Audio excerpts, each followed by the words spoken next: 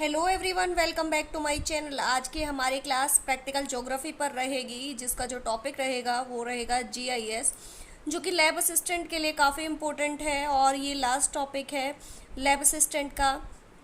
तो चलिए स्टार्ट करते हैं आज का वीडियो।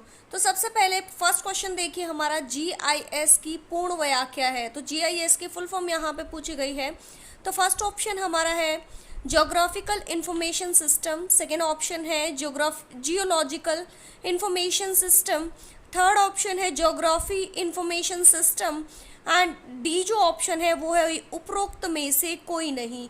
तो यहाँ पे जो जीआईएस की फुल फॉर्म है वो है ज्योग्राफिकल इंफॉर्मेशन सिस्टम। तो आपको ध्यान रखना है कि जीआईएस की फुल फॉर्म क्या है, geographical information system. Second question जो है वो है हमारा भौगोलिक सूचना तंत्र की तकनीक पर आधारित अन्य अनेक सूचना तंत्रों में शामिल है। भौगोलिक सूचना तंत्र जीआईएस की तकनीक पर आधारित अन्य अनेक सूचना तंत्रों में किसको शामिल किया गया है?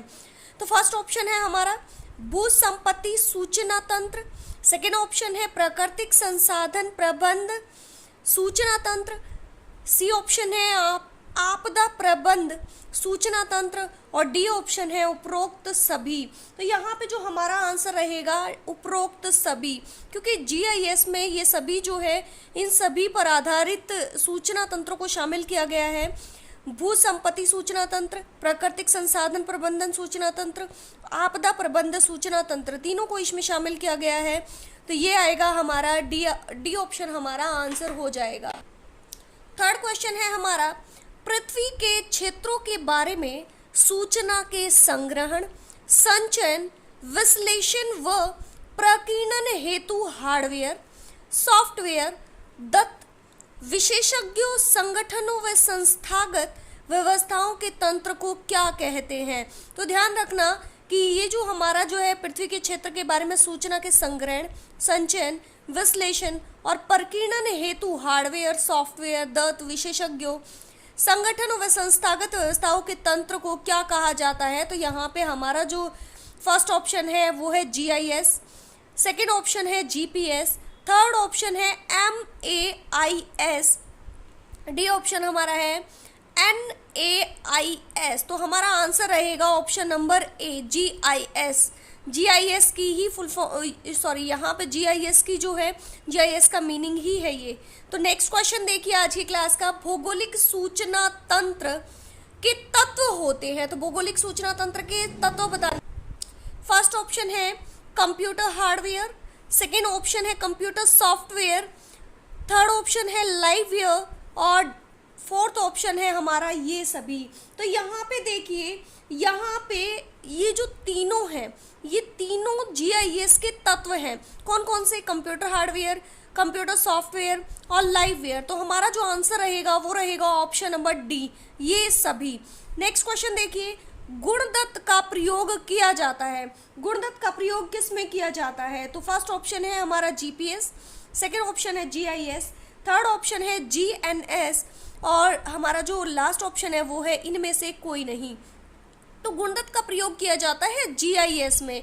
ध्यान रखना, ज्योग्राफिकल इंफॉर्मेशन सिस्टम में गुणदत्त का प्रयोग किया जाता है। इसके बाद जो हमारा सिक्स क्वेश्चन है, स्थानिक आंकड़ों के प्रदर्शन, एकत्रण, संग्रहण और विश्लेषण का स्वचालित तंत्र कहलाता है। तो फर्स्ट ऑप्शन है जीपीएस, सेकेंड ऑप्शन है लैंडसैट, थर्ड ऑप्शन है जीआईएस और डी ऑप्शन है हमारा आईआरएस। तो यहाँ पे जो हमारा आंसर रहेगा वो रहेगा जीआईएस। स्थानिक आंकड़ों के प्रदर्शन, एकत्रण, संग्रहण और विश्लेषण का स्वचालित तंत्र कहलाता है जीआईएस। तो ये भी आपको ध्यान रखना है। सेवंथ क्वेश्चन देखिए, भौगोलिक सूचना प्रणाली जीआईएस किस प्रकार की सूचना के समुच्चय से युक्त होती है? तो जो जीआईएस है, जीआईएस में किस प्रकार की सूचना का समुच्चय होता है? तो फर्स्ट ऑप्शन है हमारा चित्र, सेकेंड ऑप्शन है डाटाबेस, थर्ड ऑप्शन है मानचित्र, डी ऑप्शन हमारा है बिंब चित्र। तो यहाँ पे हमारा आंसर आएगा डाटाबेस। तो भौगोलिक सूचना तंत्र में जो सूचनाओं का समुच्चय होता है वो डाटाबेस होता है। 8 क्वेश्चन है हमारा, जीआईएस में भौगोलिक लक्षणों को दिखाने हेतु किसका प्रयोग किया जाता है? जीआईएस में भौगोलिक लक्षणों को दिखाने हेतु किसका प्रयोग किया जाता है? फर्स्ट ऑप्शन है बिंदुओं का, सेकेंड ऑप्शन है रेखाओं का, थर्ड ऑप्शन है बहुभुजों का और लास्ट ऑप्शन है हमारा ये सभी। तो यहाँ पे जो जीआईएस है, जीआईएस के भौगोलिक लक्षणों को दिखाने के लिए इन सभी का प्रयोग किया जाता है। तो हमारा आंसर रहेगा ऑप्शन नंबर डी, ये सभी। 9 क्वेश्चन देखिए, जीआईएस में सूचनाओं का प्रतीक समुच्चय क्या कहलाता है? फर्स्ट ऑप्शन है लेयर, सेकेंड ऑप्शन है क्षेत्र, थर्ड ऑप्शन है बहुभुज और लास्ट ऑप्शन है बिंदु। तो यहाँ पे जीआईएस सूचनाओं का प्रत्येक समुच्चय लेयर कहलाता है। तो हमारा जो आंसर रहेगा वो रहेगा ऑप्शन नंबर ए। 10वां क्वेश्चन है, भौगोलिक सूचना तंत्र के प्रकार होते हैं। भौगोलिक सूचना तंत्र के प्रकार कौन कौन से होते हैं? ऑप्शन नंबर ए है सदिश संरचना, बी है रेखापुंज संरचना, सी है ए व बी दोनों और डी ऑप्शन है इनमें से कोई नहीं। तो हमारा यहाँ पे जो आंसर रहेगा वो रहेगा ए और बी। भौगोलिक सूचना तंत्र के प्रकारों में सदिश संरचना और रेखापुंज दोनों ही आते हैं। तो आज की क्लास का 11वां क्वेश्चन है, भौगोलिक सूचना तंत्र के कार्य कौन कौन से हैं? तो फर्स्ट ऑप्शन है हमारा मानचित्र व मानचित्र कला, बी ऑप्शन है आंकड़ा आधार प्रबंधन, सी ऑप्शन है स्थानिक लक्षणों पर आधारित आंकड़ों की खोज और डी ऑप्शन है ये सभी। तो यहाँ पे जो भौगोलिक सूचना तंत्र है, भौगोलिक सूचना तंत्र के कार्यों में ये सभी आते हैं, जिसमें मानचित्र व मानचित्र कला, आंकड़ा आधार प्रबंधन, स्थानिक लक्षणों पर आधारित आंकड़ों की खोज, ये तीनों ही शामिल किए जाते हैं। तो हमारा यहाँ पे आंसर रहेगा ऑप्शन नंबर डी, उपरोक्त सभी।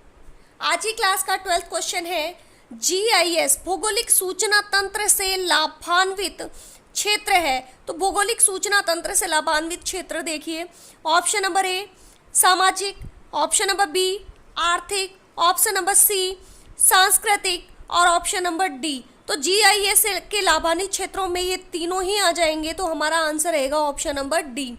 13 क्वेश्चन देखिए, जीआईएस का प्रयोग होता है। तो जीआईएस का प्रयोग किस किस में होता है? तो यहाँ पे देखिए फर्स्ट ऑप्शन नंबर ए हमारा है मार्ग जल आधारित प्रबंधन सेवाओं के लिए, ऑप्शन नंबर बी प्राकृतिक संसाधनों के प्रबंधन के लिए, ऑप्शन नंबर सी भूमि का विभाजन और ऑप्शन नंबर डी उपरोक्त सभी। तो जीआईएस का जो प्रयोग है वो इनमें सभी में होता है। तो हमारा जो आंसर होगा वो होगा उपरोक्त सभी। क्वेश्चन नंबर 14 देखिए, जीआईएस में बहुभुज का अर्थ क्या होता है? पॉलीगन जो होती है उसका अर्थ क्या होता है?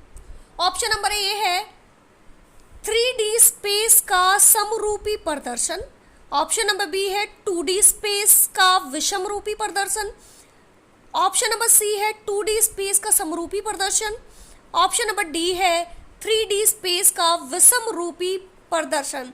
तो यहाँ पे जो जीआईएस है, जीआईएस में जो पॉलीगन होती है वो 3D स्पेस होती है, 3D स्पेस का जो है विषम रूपी प्रदर्शन होता है। तो यहाँ पे हमारा आंसर रहेगा ऑप्शन नंबर डी।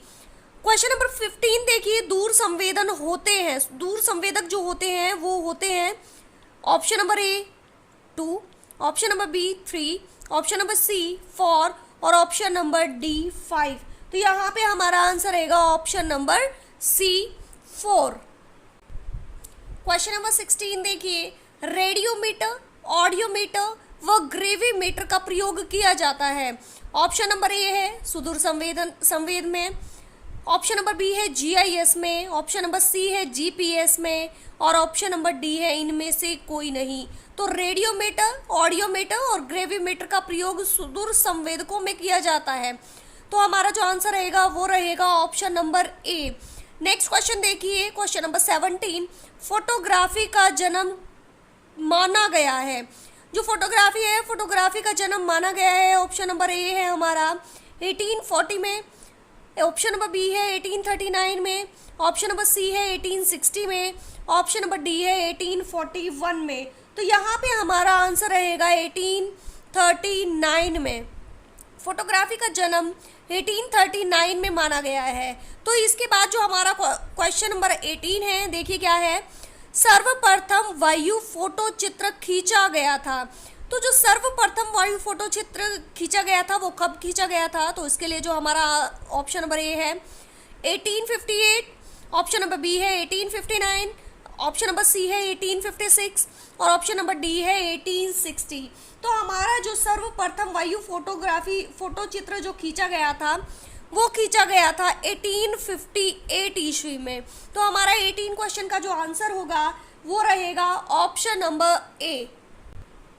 आज की क्लास का 19 क्वेश्चन देखिए, किस अमेरिकन ने 1860 में बोस्टन नगर का वायु फोटो चित्र खींचा था? तो कौन से अमेरिकन थे जिन्होंने 1860 में बोस्टन नगर का वायु फोटो चित्र खींचा था? तो इसके लिए ऑप्शन नंबर ए है क्लार्क, ऑप्शन नंबर बी है टूनार्चन और ऑप्शन नंबर सी है जेम्स वॉलेस ब्लैक और ऑप्शन नंबर डी है इनमें से कोई नहीं। तो यहाँ पे जो अमेरिका का फोटो चित्र खींचा गया था वो खींचा गया था जेम्स वॉलेस ब्लैक के द्वारा, जो कि 1860 में खींचा गया था बोस्टन नगर का। इसके बाद जो हमारा क्वेश्चन नंबर 20 है, स्पुतनिक फर्स्ट नामक उपग्रह अंतरिक्ष में छोड़ा था। जो स्पुतनिक नामक जो अंतरिक्ष उपग्रह जो था वो अंतरिक्ष में छोड़ा गया था।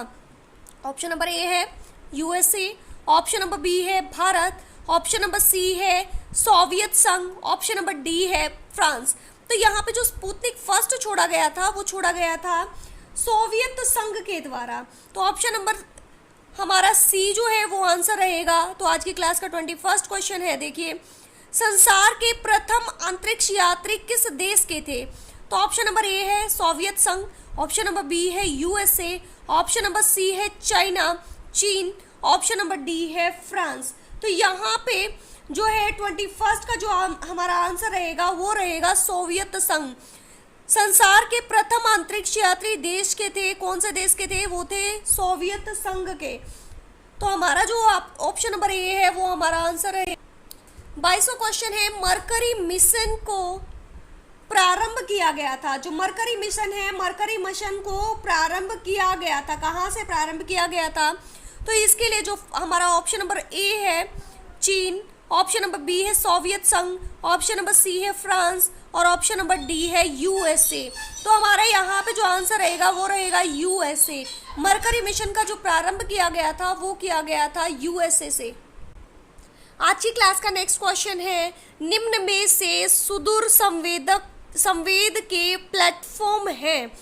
तो सुदूर संवेद के जो प्लेटफॉर्म है उनमें देखिए कौन कौन से हैं। ऑप्शन नंबर ए है गुब्बारे, ऑप्शन नंबर बी है वायुयान, ऑप्शन नंबर सी है कृत्रिम उपग्रह और ऑप्शन नंबर डी है ये सभी।